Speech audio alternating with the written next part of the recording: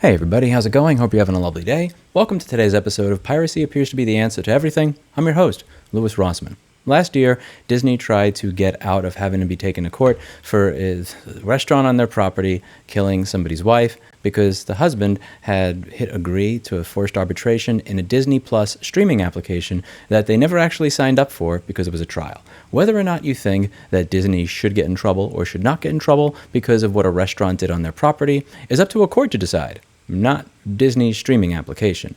Disney put ads into plans that did not have ads. There's this following what's unfortunately an industry trend, whether we're talking about Disney or we're talking about Hulu, that says, "We are clarifying as we continue to increase the breadth and depth of the content we make available to you. Circumstances may require that certain titles and types of content include ads, even if there are no ads or ad-free subscription tiers." On Hulu, on Disney. This is also happening for some people on Amazon Prime. And now you get this bullshit where you get treated like a criminal, which is usually what happens when you decide to pay them rather than when you pirate. When you pirate, you get a file that you could play anywhere, anytime, on any device. When you pay for a streaming service, you get this bullshit where this TV does not seem to be a part of the Disney Plus household for this account. Or you'll get, you've used all your household updates. You can't update your household right now. Now, there's an option over here where you can say that you're away from home. And if you click that, you'll get, you've used all of your I'm away requests. I understand that they want to crack down on password sharing. Password sharing is where, my friends don't want to pay for accounts, so I give them my username and my password, and they all sign in. So rather than each of us having to pay $10 or $20 a month, one person pays $10 or $20 a month, and then 100 or 200 people can get access to that account. The problem is that they've gone so far in the other direction that people that have dynamic IP addresses at home are getting screwed here. If you're on a smartphone, your IP address is going to be changing constantly. But ironically, this is actually affecting home users more often. Maybe somebody that has this installed on their laptop as well as on their TV, or they're watching on their phone and then later on they watch on their television. Or, I use Spectrum Internet, which means that my IP address changes as often as BlackBerry interrupts me while I'm doing a video. Why are you squinting, girl, huh? Because you're not getting any attention? Here, come over here. You can get some attention. Good kitty. Good kitty. Home residential internet users usually don't pay for a static IP address, and they often may use different devices. I understand Disney wanting to not have one person pay for Disney Plus and for that one account to be streaming to the entire world, but at the other end of it, you have people that did not have ads before that now have ads. And they're also going to have to jump through all those hoops. Now, Disney has not implemented an actual fix for this. What you have to do is you have to contact customer service to get temporary reprieve. Temporarily, they'll have an agent look through your account, and if they believe it's not abuse, they'll fix it. The problem is it'll just keep happening again and again and again. It's like the 2011 A202915 MacBook motherboard of streaming services. Ow, BlackBerry, why? You ate already. Why are you trying to eat meat? What doing, you freaking weirdo? So they haven't implemented a real solution to this. It just keeps happening again and again, and you're going to have to keep contacting support again and again. You know when you don't have to contact support every 1 or 2 days because your service stops working? When you pirate.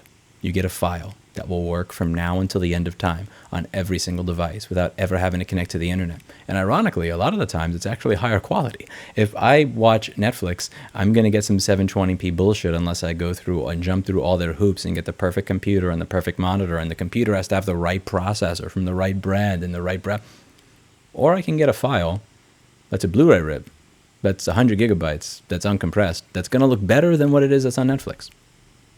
You get better quality when you pirate. You get better service when you pirate. The entire reason that I started paying for these services is because they became better than piracy.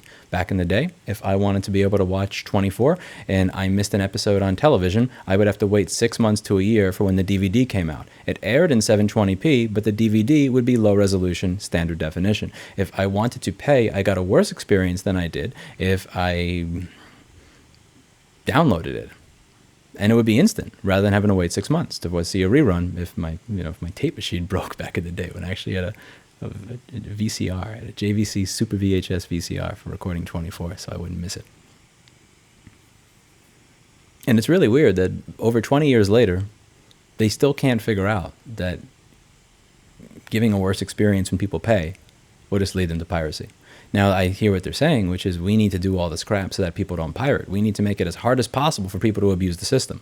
But the more you make it difficult for people to abuse the system, the more you wind up abusing the paying customers there, and thereby driving them to piracy, which is always inevitable. Personally, again, this is my opinion. I don't think that my opinion matters to most of you, and nor should it, because it also, my opinion takes away from the principle.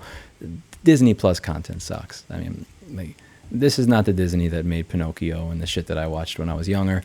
I personally, I wouldn't even pirate this content. But that doesn't change the principle of the matter. It's wrong. Look at this shit. This fucking... I just read through these threads. I mean, it just never ends. With that, we'll pet Blackberry. What a purring kitty. You want to mess with the microphone, Menace? Mess with the microphone. Here you go. Yes.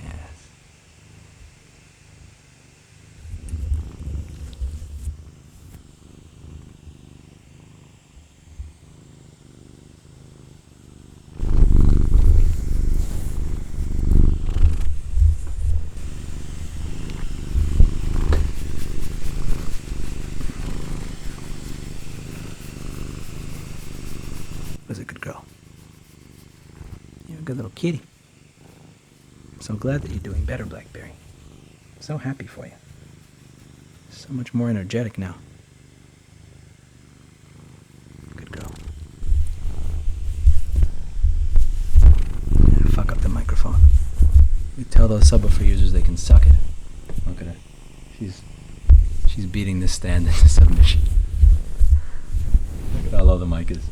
Somebody said, by the way, that you're supposed to loosen. You're not supposed to just move it up and down. I have to loosen it, then move it up, and then tighten it, which is what I've been doing since literally day one of buying this piece of shit mic stand. It's just garbage. I don't want to spend $1,000 on a latch link. I really don't. But I've spent screwing with this mic stand will really have made it worth it to just get a latch link. Would you pay for Disney Plus? I sure wouldn't.